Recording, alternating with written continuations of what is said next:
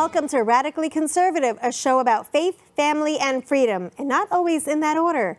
I am your host, Steph Liggio. Tonight, we have our executive producer, Jimmy Livieri. How are you tonight, Jimmy? Fine, thank you. Today, we're going to talk about putting the government back in the bottle. That's going to be a great topic, and here to help us talk about that, we have a political commentator, a very good guest, very good friend of the show, Michael Vasquez. Welcome. I'm glad to be here with you both. Thank you for having me here, and I'm glad to be with the audience. This should be fun, exciting. I can't wait. I have no idea what we're going to talk about. I'm looking forward to finding out. Okay, so we're going to roll a little video because everyone knows that our current mayor of New York City, Mr. Mamdani, campaigned on free transit, and it's going to end up free in a different way than he proposed. Let's roll that video.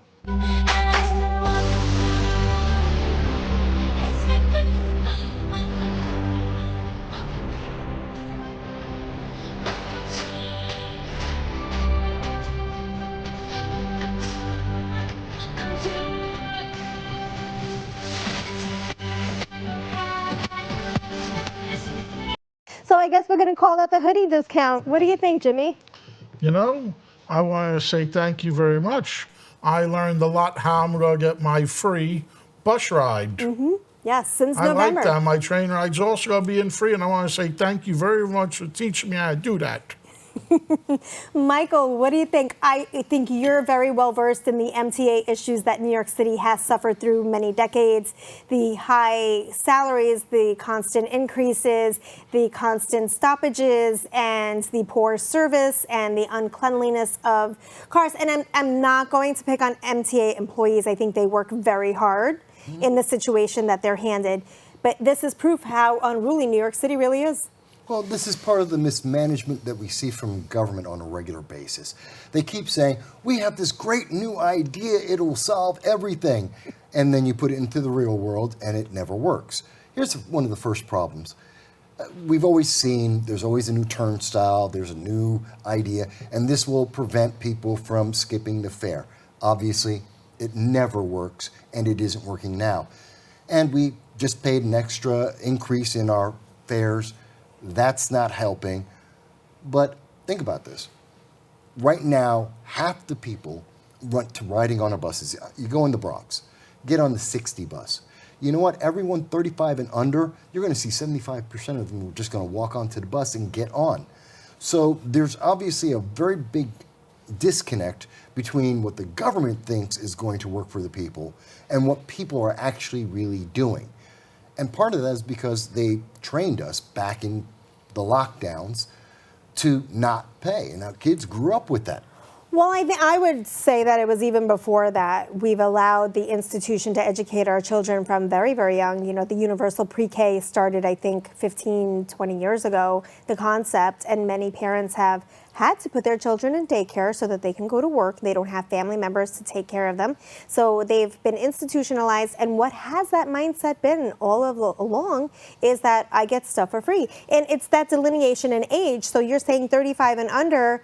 I'm saying, where's Aretha Franklin? Where is the RESPECT?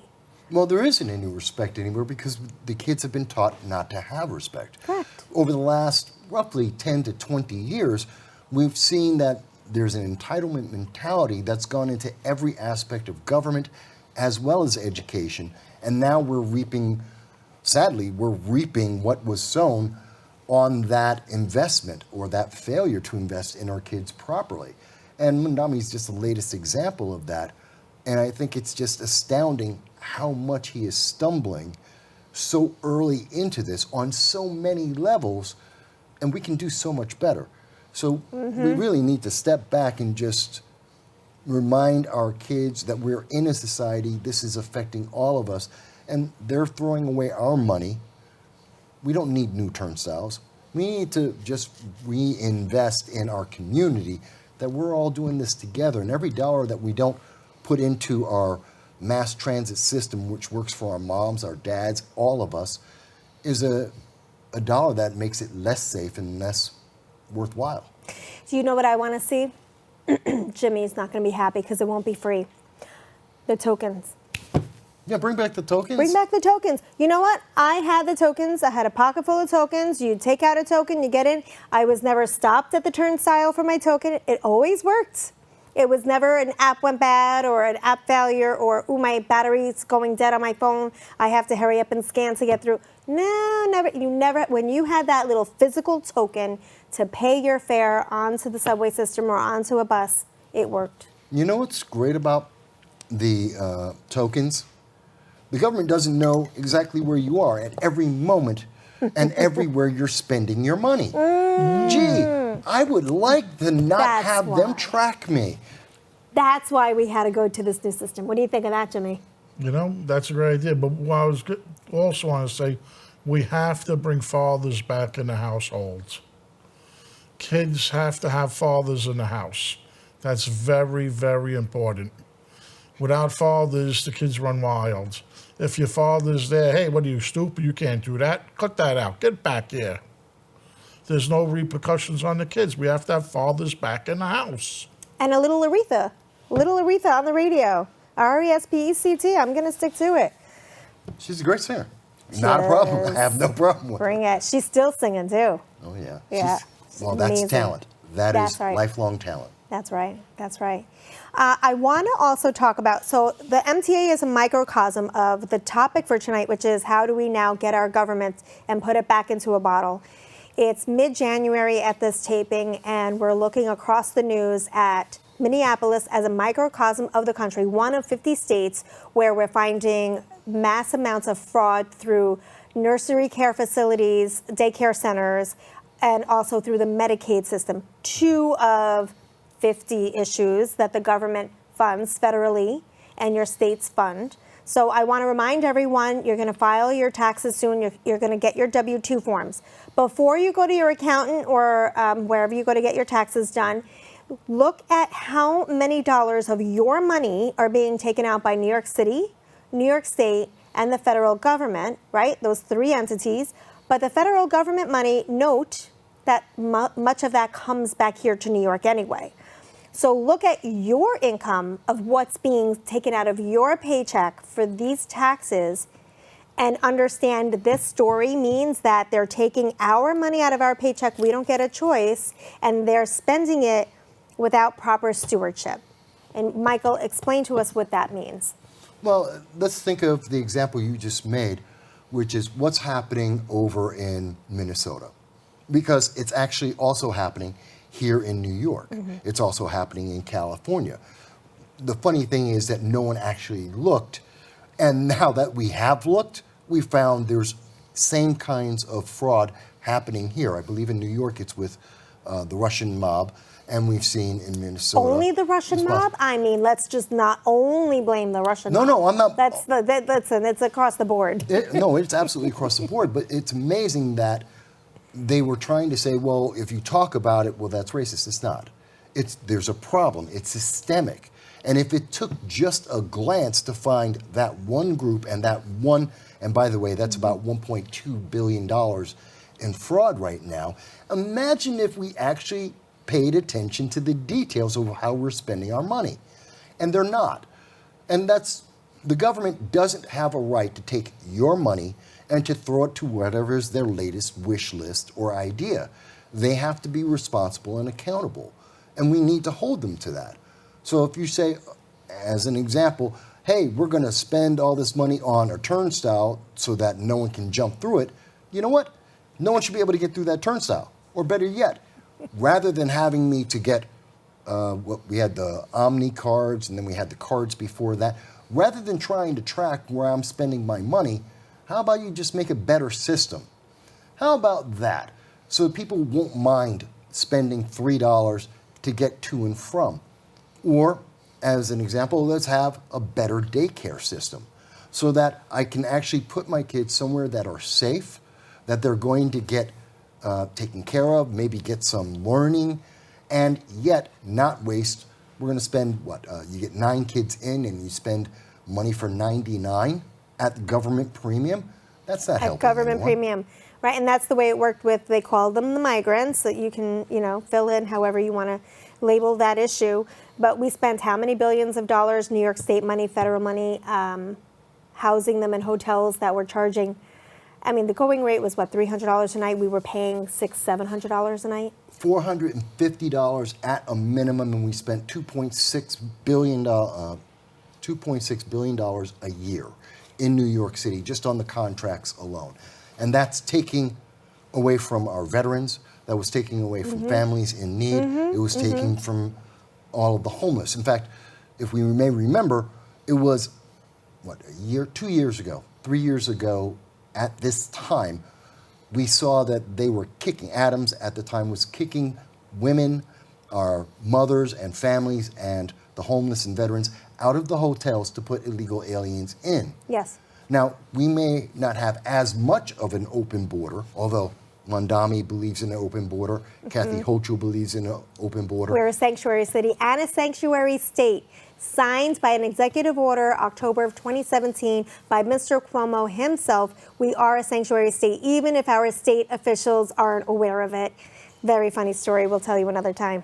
Yeah. So when you take that into account, and we're spending the money on that, inviting people to break our laws and to abuse our system, are we surprised that we continue to see that abuse of the system? Right. And that doesn't help anyone. Which is why when you see the pushback, they're just doing what they're told to do. They're just doing what whoever has invited them as a sponsor has said to them. Now this is what you're going to do, because you're going to have a job and you're going to make X amount of dollars that you can do whatever you want with. So you have American money getting funneled across the world to terrorist organizations too, and instead of it being reinvested in our neighborhoods. So let's just take the South Bronx, for instance. We have a migrant shelter right there on Bruckner Boulevard. That could have been retrofitted for a tech school for our kids in the area to learn mechanics, to learn plumbing. They could have learned electrical work. How many people live in that South Bronx area off of the Bruckner Expressway there? How many kids do we have in that area that need a job, a good paying job? So instead of building facilities where we can educate our kids and get them out of housing communities and into home ownership down the road because they have a lucrative job, here we're giving it to people who have come here illegally, break our laws every day, and just take advantage of every situation that we allow them to take advantage of. Well, I think you'll agree with me that we are looking at the situation in the wrong way. We keep looking at what's government going to do, because government has promised they're going to do for us. What did Mamdani say? The answer to every problem is big government. More government will solve everything for you. And yet, government is the reason why we have many of these problems in the first place. So they can't solve it. I think, if we are looking at our kids, we've been hearing from many of the elected leaders in New York and around the country saying, well, we need our kids to get multiple degrees, take on $250,000, $500,000 of debt that they will never pay off because their degree in Africana studies and lesbian dance theory are useless. They actually do nothing, and those are real degrees. You're never going to pay it off. You know what? If you have your child or you're a young person and you go out and you learn how to be an electrician, a carpenter, a machinist, which we need desperately across this country, within 3 years, you'll be making over $100,000 anywhere in this country. Isn't that a better direction? And that's something that we need. And that's something we could use, like in the South Bronx. Absolutely. Why not have that be a trade school? Actually, we need it in the Northeast Bronx as well. Yeah. We need it in every neighborhood across the Bronx. I've seen, I ran for office in 2024 against the Speaker of the Assembly. I live in his district. And normally when you have a speaker's district, it's usually the best district in the state, pristine. Yeah. Michael and I live in the same district. Michael, what's happened to our district? I have a unique perspective on that. A lot of people may not realize it. I'm a little bit older than I look. My family have lived in the same spot in the Bronx for 60 years. I'm right behind you. Yeah. I'm there for 55. So we've seen the neighborhood back when it was Italian and there was Greek in the community. And then we saw immigration, some other groups come in, Jamaicans, we had some Asians come into the community, which is all fine. I got it. Guyanese, it's very diverse, beautiful district. I have no problem with all that. But what we have seen in the last 20, 25 years is that the infrastructure has completely decayed. And this is Carl Hasty, who went to Evander Childs High School. Hey, Carl, guess what? I was there too. You remember when we were at the reunion for the high school? I remember meeting you. And he has allowed it to completely crumble and fail, from our streets to the electricity, water pipes, the buildings. Everything is falling apart. The buses and the transit is completely falling apart. And this is, you're right, this is the speaker. This is supposed to be the crown jewel. We're supposed to be getting all the extra goodies because he's the guy in power. $50,000 for after-school programs. I want to get Jimmy in here before we go to our first break. Jimmy, so far what we've talked about and get the idea of getting government back in the bottle, what do you want to see? How do you want to see it happen? We have to cut everything. Cut all this good stuff to help everybody, all this wonderful stuff. How did we survive 100 years ago without these goodies? How did we do that? Why can't we start going back there? You know, you want to help people, that's wonderful. Do it on your own dime. Don't do it on the government dime. If you want to be nice, do it on your dime. We keep going to the government, begging for money, and it's going to get bigger and bigger and bigger. The bigger it gets, the more corrupt it gets. Right. It's human nature. We just have to bite the bullet, cut it, that's it. I would even cut the public education system. If you can't afford to put your kid in school 5 days a week, maybe you can only afford 1 day a week, you take your kid to work with you, and you teach the kid how to work. And that's very important to do. Kids want to work. They want to do good things. They do. And we are stopping them. We have to look in the mirror. Let the kids do some work. Don't helicopter them. Let them do. Teach them to work. Let them do the stuff. They want to do it. You know? Bring back, well, I know newspapers are gone, but no, there's you can still find newspapers. Let a kid work in a pizzeria, sweeping up, folding boxes, get rid of video game. That's it. You got to go to work. Stop putting pizza boxes together at 10 years old. It's not so bad at 10-year-old. We'd love to put pizza box together, make a couple of dollars. That's what we have to bring back. And fathers, more of a family, not this government. And don't forget, in the movie Good Will Hunting, the gentleman did not go to school. He learned everything he needed out of the library. So we're absolutely capable of doing it on our own with our families, right in our homes. So this was a great first segment. We're going to come back after this PSA. Thank you so much.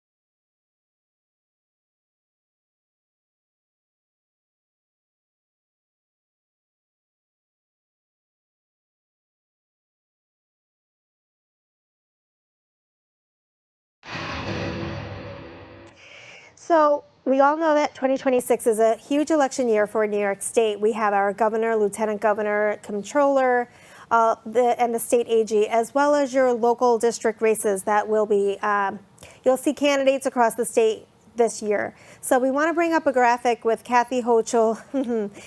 She's been a fantastic governor, and I say that with all sorts of New York sarcasm. Kathy Hochul has carried on what Governor Cuomo before her started in every sense of the word. And she hasn't let up. She's continued the sanctuary state policies, and she's continued the expenditures. And she's now introducing, I mean, we just saw this in Minneapolis and how she's going to dare bring to New York State universal daycare. And here's how, this is a great graphic because this shows you specifically where our money is going and how it's stolen, where the fraud is. And she has to start taking responsibility for every penny. I'm not even going to say dollar, I'm going to say penny. There are people across the city who are homeless. They don't know how to put a meal on the table for their family. They don't know how to pay the Con Ed bill that, let's talk about the energy bill on another segment. What happens here in New York State and why your Con Ed bills are so high. So, Michael, let's talk about the fraud in New York State, specifically from that graphic. We could, and now introducing the very daycare system that Minneapolis is down $10 billion over. Well, it's just an example of the endemic problem when you allow a single party rule where there is no accountability, where they don't think they have to actually live up to the oath of office. Every elected official takes an oath of office, and they promise, they swear that they are going to protect and serve you, not the other way around. And they've forgotten about that, and they think, well, you have to obey whatever they say and whatever idea they have. And this is the result when they invert the system that our country has been built on. Kathy Hochul has horrible ideas, but the key here is she's not trying to protect and serve the public. She's helping her party and her donors. Look at all of the things. She just had the State of the State yesterday. And in the State of the State, she happened to mention that you can't build anything in New York State without a union and their approval. Well, wait a minute, Kathy, I'm an American citizen. I should be able to do things without government approval, without you saying, okay, well, this is the right way for Democrats to do it. And I'm not saying that you can't be a Democrat or Republican, whatever you want to be. I'm saying I don't have to kowtow to the government to do something in my community that's supposed to be the best thing for my community. You're not supposed to hold me back and say, you haven't joined the union, you haven't paid the dues yet, you haven't paid my party yet. I'm sorry, that's wrong. That's just wrong. But how does that even balance with what they've passed with City of Yes? You can build anything you want, anywhere you want.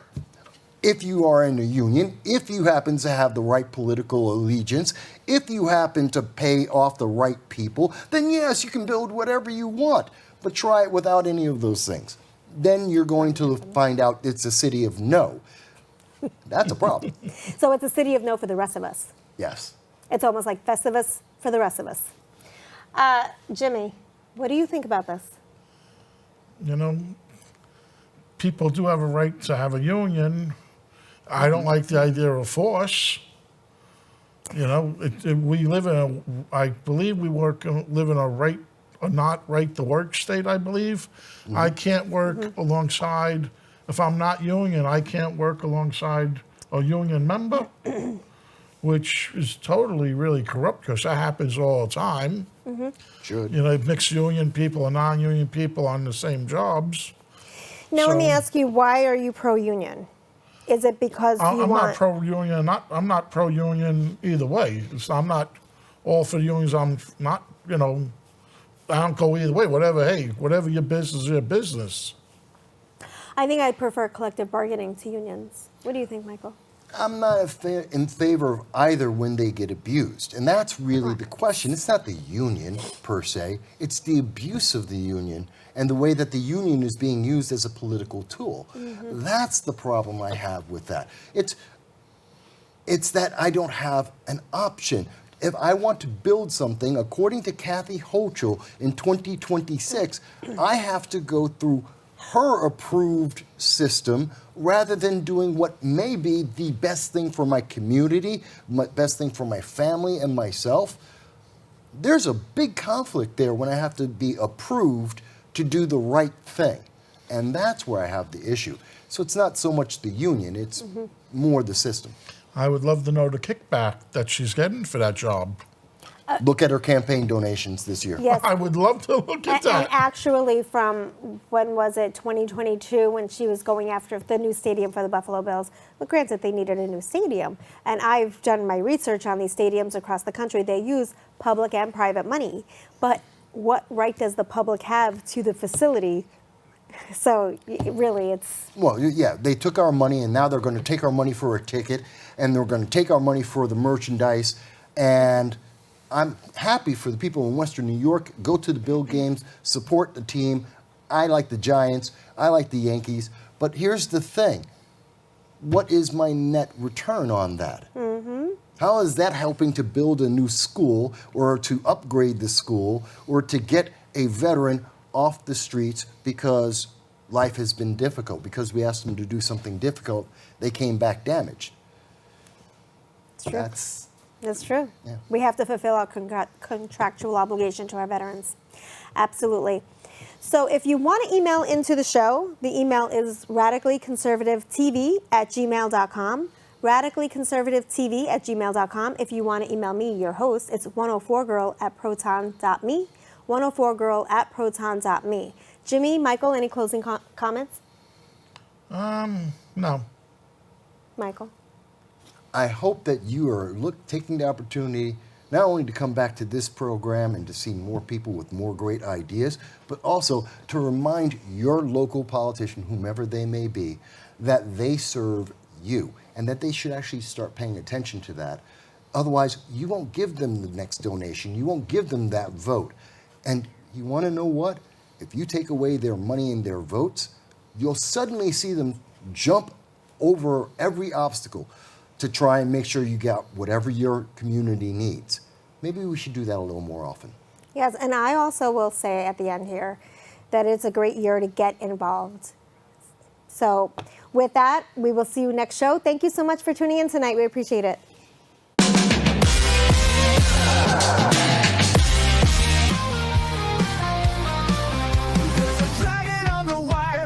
Digital flames, no sound bites allowed is the name of this game. With a coffee in one hand and his puppy on his lap, cigarettes curling, smoking his political trap. Michael Vass roars through the screen, he flies, painting red and blue skies with his fiery cry. He's the world's watchdog, calling out the bluff.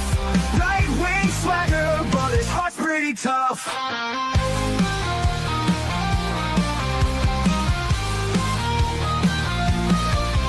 A Republican dragon with his truthful flight fights the battles unseen in the shadows of the night. From policy to passion, he breaks it all down, giving a voice to the voiceless, wearing his crown. Caffeine-fueled mornings, the smoke curls dance, Puffy at his feet, giving life one more chance. Through algorithms and bias, he cuts straight and clear.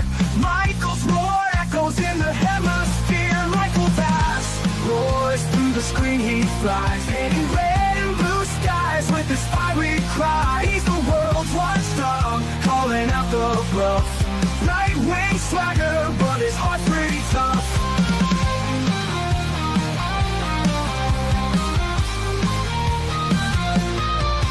No sound bites allowed is his ultimate creed. A dragon's perspective where facts are the seed. Standing tall on his battlefield of thoughts, guarding the truth that others forgot.